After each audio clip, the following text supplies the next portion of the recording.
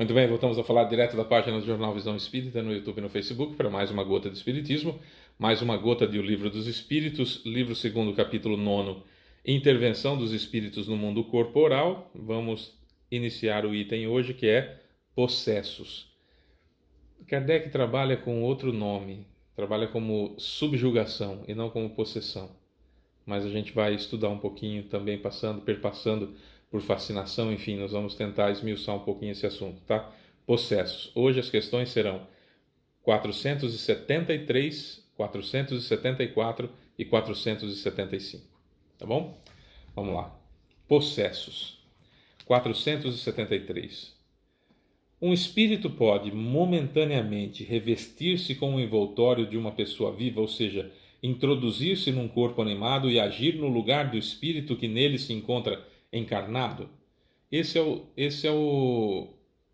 é a explicação de possessão. Possessão demoníaca, via de regra, que se entendia antigamente entra no corpo da outra pessoa, como no tempo de Jesus, por exemplo, tinha lá o garoto que tinha uma legião, 150, espíritos dentro dele. Nós somos legião. Tá, é assim que entra no corpo, igual a água entra na garrafa? É assim? Pode um espírito momentaneamente revestir-se com o envoltório de uma pessoa viva, ou seja, introduzir-se num corpo animado e agir no lugar do espírito que nele se encontra encarnado? Resposta: o espírito não entra num corpo como entras numa casa. Ele se identifica com o espírito encarnado, que tem os mesmos defeitos e as mesmas qualidades para agir conjuntamente. Mas é sempre o espírito encarnado que age como quer sobre a matéria da qual se acha revestido. Um espírito não pode colocar-se no lugar daquele que está encarnado, pois o espírito e o corpo estão ligados até o momento determinado para o término da existência material. Tá, então vamos lá. Eu sou um espírito, certo? Sou um espírito, eu tenho um corpo espiritual que Kardec chama de perispírito, a ciência chama de corpo astral, ou duplo etéreo, mas o perispírito, que liga a mim, espírito, no meu corpo físico. O perispírito está ligado no corpo físico da seguinte forma: cada molécula do perispírito tem um fio ligado em um átomo do corpo. Cada molécula do perispírito tem um fio ligado num átomo do corpo. Então você imagina a quantidade de fios que tem ligados do meu perispírito no meu corpo. Para que eu, espírito, comande o meu corpo, eu preciso de um intermediário. Eu, espírito, não consigo agir diretamente no meu corpo, então preciso de um intermediário que é meu perispírito, onde ficam registradas todas as minhas atitudes como encarnado, por exemplo. E aí o meu perispírito transfere as minhas vontades, o que eu quero fazer para que meu corpo faça, e transfere do meu corpo para mim as coisas que eu sinto, através dos 5 sentidos: audição, olfato, tato, paladar e visão. Certo? Através disso que eu recebo as informações como espírito enquanto estou encarnado. Então, para que algum espírito entrasse, se apoderasse do meu corpo, teria que desligar todos os fios que ligam o meu perispírito ao meu corpo, e ligar todos esses fios do perispírito daquele sujeito no meu corpo para ele poder assumir. Então não vai acontecer. Certo? Então esquece. Não é assim que funciona. Então eu espírito, não estou dentro do meu corpo igual a água está dentro da garrafa. Não é assim que funciona.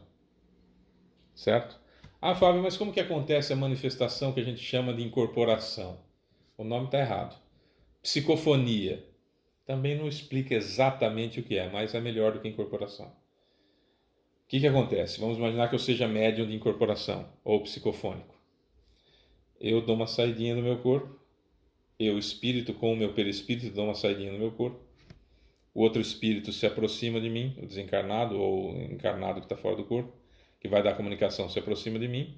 E nós dois operamos juntos no meu corpo. Mas eu estou no comando. Ah, o espírito se manifestou e falou o que quis. Você que não tolheu. Você que não tirou, você que não filtrou.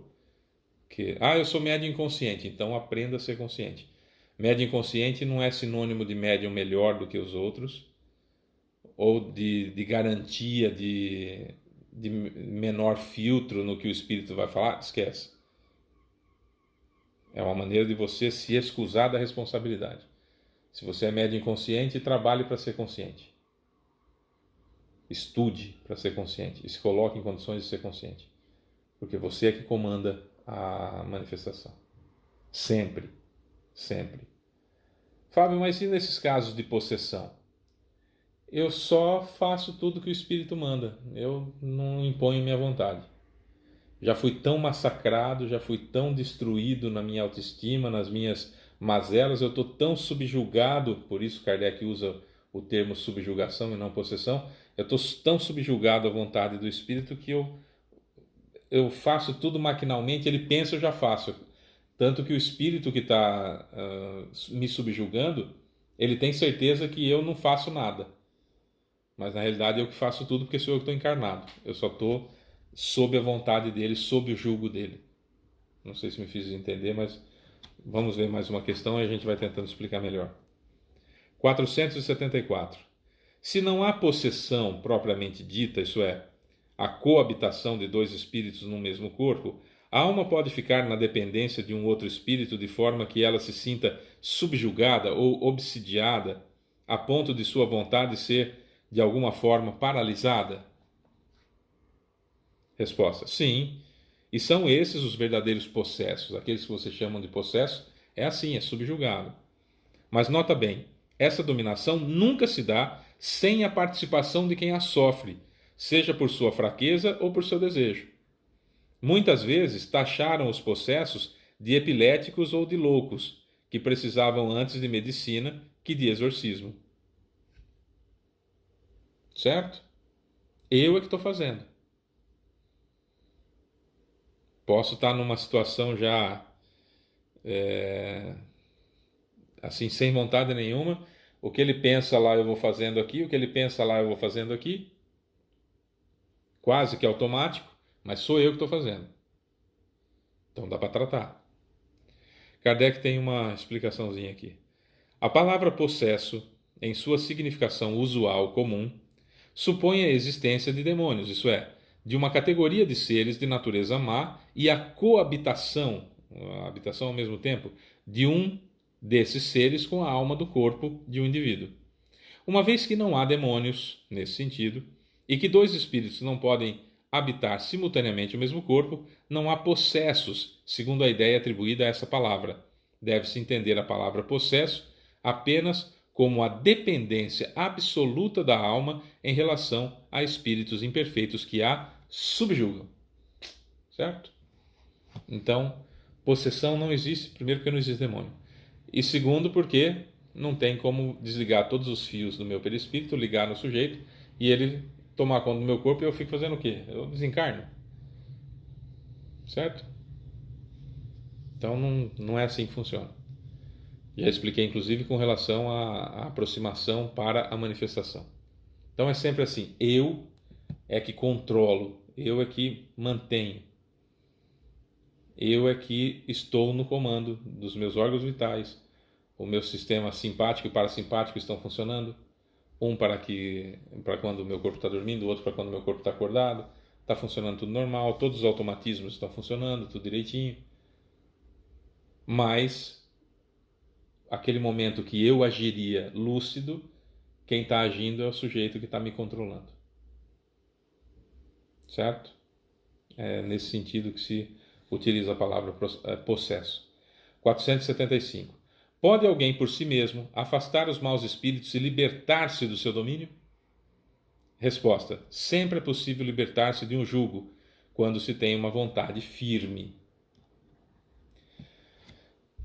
Normalmente o possesso, o cara que está subjugado, a pessoa que está subjugada, é uma pessoa que tem culpa gigantesca e que destrói ele por dentro. Quem já teve remorso de alguma coisa já sabe o que é essa dor que corrói por dentro. No caso do subjugado, no caso do possesso, o processo de obsessão foi muito grande. Muitas vezes esse processo de obsessão progrediu para a fascinação e da fascinação para a subjugação. Todo esse processo da obsessão até a subjugação, às vezes não passando pela fascinação, às vezes vai da obsessão para a subjugação, mas começa como obsessão.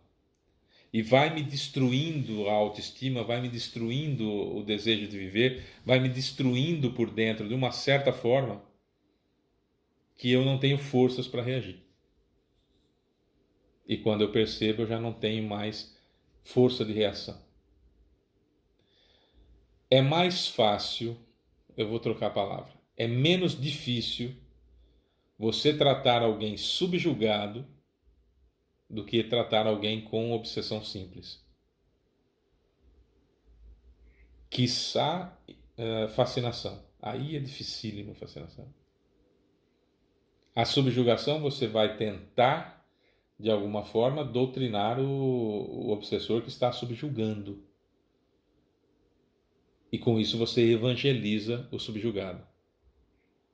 Como diz Chico Xavier, como que nos livramos do obsessor, seja ele da obsessão simples, da fascinação ou da subjugação, evangelizando o obsessor. Como que eu evangelizo o obsessor? Evangelizando o obsidiado. Como eu faço para não ter espíritos maus perto de mim? Evangelize-os. Como que eu evangelizo esses espíritos? Evangelizando-se. Fábio, mas eu faço oração toda noite antes de dormir. Tá, então vamos imaginar, não é em quilo, é lógico que vibração, pensamento positivo, não é em quilo, é óbvio que não é em quilo, mas só para a gente poder fazer um cálculo aqui, vai. Então chega a noite, 10 horas da noite, você vai dormir, um exemplo, e aí você faz a sua oração, faz um Pai Nosso e tal. O quê? 3 minutos? Vamos imaginar que você gerou 100 gramas de energia boa. Certo? Não é em quilo, mas só pra gente brincar. E aí você faz uma oração ali, 3 minutos, 4 minutos, 5 minutos, vai, 100 gramas de energia boa. Só que da hora que você acordou até a hora que você está indo dormir, você produziu 10 quilos de energia boa, somando tudo, mas produziu 20 quilos de energia ruim. Então você pega 20 quilos de energia ruim, menos 10 quilos de energia boa, sobraram 10 quilos de energia ruim ainda, certo? Você tinha 20, tem 10 quilos de energia ruim. Aí você tira 100 gramas de energia boa que você gerou na hora da oração, você vai dormir com 9 quilos e 900 gramas de energia ruim. Não é em quilo, hein? Pelo amor de Deus, estou fazendo aqui só um exemplo, para a gente entender, uma metáfora. E você vai dormir com 9 quilos e 900 gramas de energia ruim. É óbvio que você vai sair do corpo e vai ser encontrado pelos obsessores. É óbvio que você vai continuar rodeado de espíritos ruins. Você só vai ser rodeado de espíritos bons se você produzir mais energia boa durante o dia do que energia ruim. Então fazer uma oração no final do dia, antes de dormir, é válido? Lógico que é válido, é importante, lógico que é importante, mas não resolve toda aquela energia ruim que você gerou durante o dia todo. Percebe?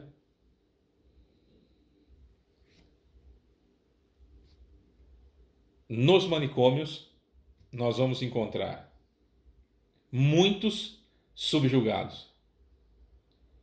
Via de regra, os subjugados são taxados de loucos. Todo louco é subjugado? Não, mas todo subjugado é louco, sim. Certo? Dá para reverter? Dá. Se o processo de subjugação for muito longo, já atingiu o corpo físico, precisa de remédio, precisa de drogas lícitas, remédios, drogas, remédios, para curar o cérebro lesionado. E desobsessão para encerrar a subjugação. Certo? Amanhã a gente continua mais esse assunto de processos em mais uma gota de espiritismo. Eu sou Fábio Pereira. Beijo para você que fica. Até amanhã.